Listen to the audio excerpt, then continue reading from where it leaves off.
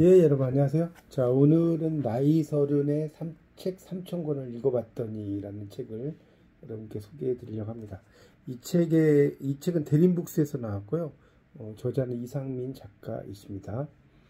이 책은 이제 이상민 작가의 작품이고요. 이상민 작가는 2008년 첫 책을 집필한 후 8년 동안 전업작가로 활동하며 16권의 책을 집필했고요. 30살이 되기 전에 3,000권의 책을 읽고 3,000편의 다큐멘터리를 섭렵하며 독특한 삶의 여행을 해오고 있다. 그가 주력하는 분야는 자기계발, 경제경영, 그리고 인문학이다. 그리고 저서로는 SK그룹 추천도서에 선정된 365 매일 읽는 한 줄 고전, 홍성국 대우증권 사장이 추천한 일자리 전쟁, 인천중앙도서관 추천도서에 선정된 맙소사 아직도 대학이라니, SK스토어에서 약 8만 명의 독자들이 읽은 손정이 나는 당신과 생각이 다르다 등이 있다. 이 책은 3,000권의 독서를 한 작가 자신의 경험과 독서에 대한 철학을 담은 책으로 한국출판문화산업진흥원 2014 우수 콘텐츠 전자책 제작 지원 선정작에 선정되었고요. 리디북스 베스트셀러 에세이 분야 1위에 오른 바 있다. 그래서 이제 이 책의 이제 뒤쪽에 이렇게 보면 읽는 만큼 성장하는 3,000권 몰입 독서의 힘이라고 나옵니다. 그래서 이 책에 보면 이렇게 나오는데요. 나는 30살이 되기 전 3,000권의 책을 읽었다. 세상에 대해 아는 것이 없다는 생각이 드는 순간 두려움이 밀려왔기 때문이다. 세상을 알고 싶었고 어떻게 살아야 하는지에 대해 알고 싶었다. 그래서 최고의 스승인 책을 집어들었다. 미치면 미친다는 생각으로 온 시간을 독서하는 데 몰입하였다. 그 결과 책을 보는 눈이 트이고 나만의 독서법을 개발하게 되면서 좀 더 눈을 넓혀 주변을 살피고 세상을 살피는 큰 마음을 갖게 되었다. 특별한 독서법은 없다. 그저 세상의 모든 책을 읽겠다는 마음만 있으면 된다. 삶의 의미를 찾고 싶다면 인문학 책을 읽어라. 세상이 돌아가는 이치를 깨닫고 싶다면 역사책을 읽어라. 그리고 업무 능력을 향상시키고 싶다면 자기계발서를 읽어라. 책을 읽는 습관을 들였다면 책 속에서 얻은 지식을 나의 마음에 쌓아라. 책은 읽는 만큼 나에게 돌아온다. 지금 이 순간 어떤 문제에 괴롭다면 책이 해결의 힌트를 줄 것이다. 이렇게 이제 나옵니다. 그래서 이 책에는 이제 그 저자의 어떤 삶 이런 것들이 참 잘 나온 것 같아요. 그리고 이제 2006년 말에 작가로 살기로 이제 결심을 붙여서 대학을 졸업하고 이제 사법고시 준비를 하다가 이제 제비가 없다고 해서 이 비전의 회의감도 들고 그래서 이제 자신이 어떤 책을 쓰게 된 계기 이런 걸 잘 써놓으셨습니다. 이 책은 이제 크게 파트 1에서 파트 4까지 나와 있는데요. 이 파트 1에서는 솔직한 이야기로 나와요. 그래서 1번 모든 책의 본질은 같다. 2번 책은 대안이 아니라 힌트다. 3번 자기계발서와 인문고전 언제 읽을까? 4번 책은 만병통치약이 아니다. 5번 책의 한계를 극복하는 방법. 8.2는요. 솔직한 독서법 이야기로요. 1번 독서의 왕도는 그냥 읽는 것. 2번 소장하라. 밑줄 그어라 생각하라. 3번 독서에는 끈기가 필요하다. 4번 권수보다 중요한 것은 마음가짐. 5번 목적이 이끄는 독서에는 슬럼프가 없다. 6번 독서가 지녀야 할 3가지 자세에 대한 곧잘. 7번 독서에는 진짜와 가짜가 있다. 8번 독서로 인생이 바뀌지 않았다고 말하는 진짜 이유. 9번 독서는 위대하다. 10번 20대 독서하기 참 좋은 나이. 11번 직장인의 생존법 독서. 12번 다독가를 위한 뼈가 되고 살이 되는 조언. 13번 독서 초보자를 위한 지침서. 파트 3에서는요. 솔직한 독서와 삶 이야기. 1번 책을 통해 자기 자신을 알아라. 2번 진짜를 아는 힘, 생생함을 아는 삶. 3번 독서로 기른 내적인 힘으로 시련을 이겨내라. 4번 인생길을 잘 걷는 법을 배우는 독서. 8포에서는 솔직한 독서와 사회 이야기. 1번 독서로 세상 읽기. 2번 독서를 통해 사회를 고민한다. 3번 독서하기 참 어려운 한국 사회. 4번 모두를 살릴 수 있어야 진정한 독서다. 이렇게 되어 있습니다.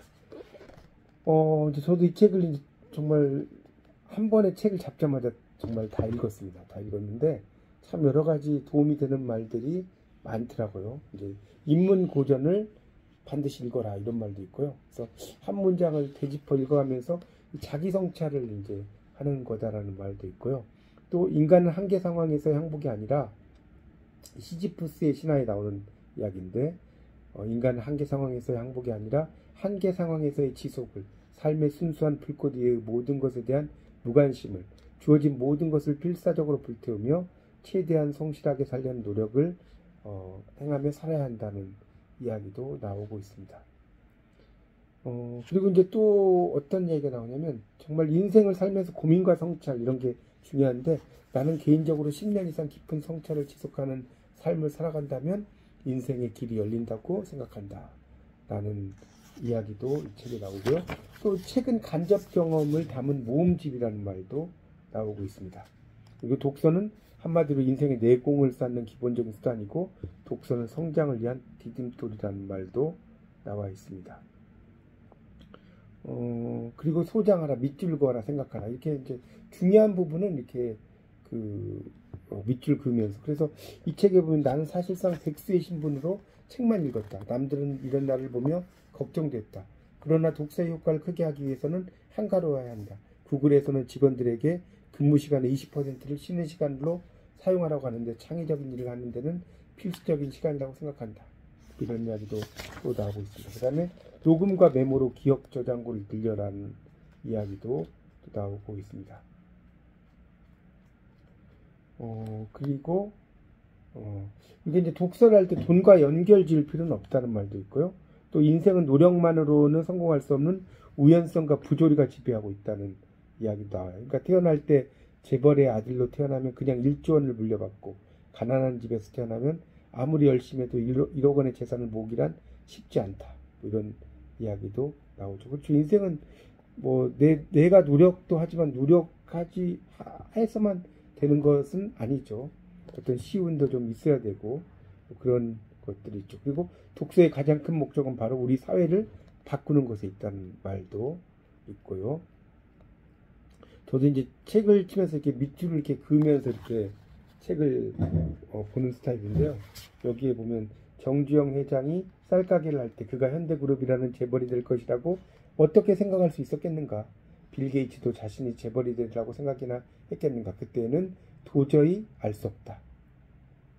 그래서 그런 이야기도 또 나옵니다. 그리고 다치바나 다카시는 기본적으로 책 한 권을 집필하는데 참고 자료만 500권의 책을 읽는다고 한다. 이런 이야기도 있습니다. 그리고 도올 김용옥 선생 수중의 강의는 평범한 사람이 아무리 노력하더라도 도달하기 어렵다. 학문적 통섭을 이루면 가능하다고 하지만 그 전에 모두 잊어버릴 수 있고 노력보다는 천재적 지능이 결합되어야 가능한 영역일 수도 있다. 이런 말도 나오고 있습니다. 그런 이야기들도 나오고요. 또 무려 18년 동안 방랑했다. 수많은 나라에서 공자의 이야기입니다. 등용되지 못하고 길에서 잠을 자며 밥도 많이 굶었다. 그의 제자들도 고생을 많이 했다. 이렇게 이제 18년 동안 고생을 했는데 보통 사람 같으면 포기하겠죠. 그런데 그렇게 하면서 공부를 해서 정말 세계적인 그 성인이 되셨지 않습니까? 그런 이야기도 있고요.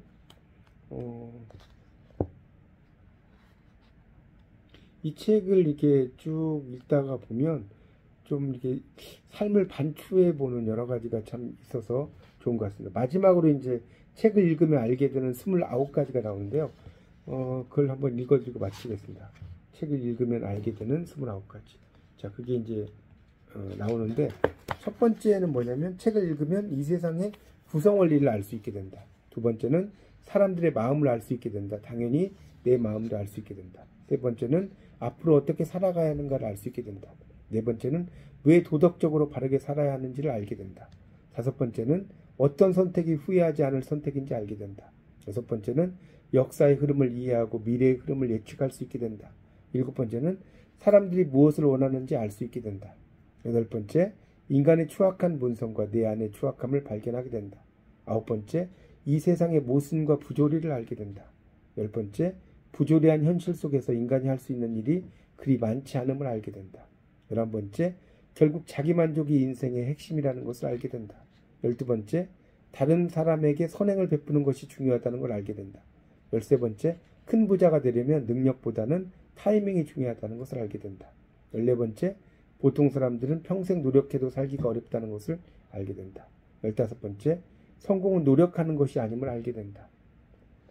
16번째, 자본주의는 약자를 착취해왔고 지금도 그러하며 앞으로 그럴 것이라는 걸 알게 된다. 17번째, 세상에서 잘 사는 사람은 회색지대에 있음을 알게 된다. 18번째, 교과서에서 말하는 진실이 모두 옳은 것은 아니라는 것을 알게 된다. 19번째, 신뢰할 수 있는 사람을 믿어야 배신당하지 않을 수 있다는 걸 알게 된다. 20번째, 인간은 만족을 모르기 때문에 화를 초래한다는 걸 알게 된다. 21번째, 세상에서 가장 고차원적인 삶은 많이 가진 삶이 아니라 자기 욕심을 비우는 삶이라는 걸 알게 되고 그것이 가장 어려운 삶이라는 것도 알게 된다.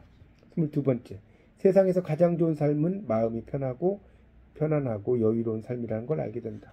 23번째, 진정한 존경은 내가 나 자신을 존경하는 것임을 알게 된다. 24번째, 국가도 공정하지 않을 수 있다는 것과 인간이 누구나 사악한 길에 빠질 수 있음을 알게 된다. 25번째, 인간은 모두가 이중성을 갖고 있다는 걸 알게 된다. 26번째, 사회를 움직이는 것은 경제이며 경제가 사회의 거의 모든 것을 결정짓는다는 것을 알게 된다. 27번째, 경쟁의 원리와 승부의 원리에는 이성의 논리가 숨어있고 이성은 지배자의 도구라는 걸 알게 된다. 28번째, 우리에게 가장 좋은 이웃은 무엇보다도 자신의 것을 내놓고 모두를 위해 일하는 사람임을 알게 된다. 마지막 29번째, 이 세상의 최고의 위인은 종교를 만든 사람이고 그 다음은 국가를 세운 사람, 그 다음은 장군과 문인, 예술가라는 것을 알게 된다. 이렇게 됩니다. 그래서 읽는 만큼 성장하는 삼천권 몰입독서의 힘이라는 책이 있거든요.